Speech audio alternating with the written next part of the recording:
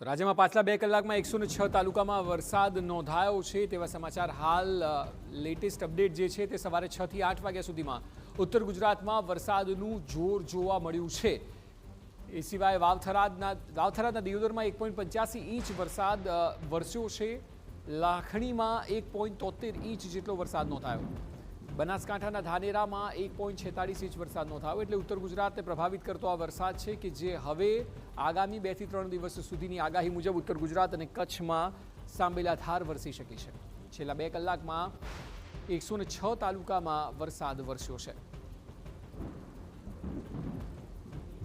ઉત્તર ગુજરાત અને કચ્છમાં વધુ સ્થિતિ કપરી આગામી કલાકોમાં સર્જાઈ શકે છે, કારણ કે આગાહી હવે બંને ઝોનની કરવામાં આવી છે। દક્ષિણ અને સૌરાષ્ટ્રમાં પણ વરસાદ રહેશે, પરંતુ એવરેજ વરસાદ રહી શકે છે। મધ્ય ગુજરાતમાં અમદાવાદ, વડોદરા, ખેડા, આણંદમાં પણ વરસાદની આગાહી છે। એટલે સાર્વત્રિક વરસાદ છે, પરંતુ સૌથી વધુ ઉત્તર ગુજરાત અને કચ્છમાં જોવા મળી શકે છે।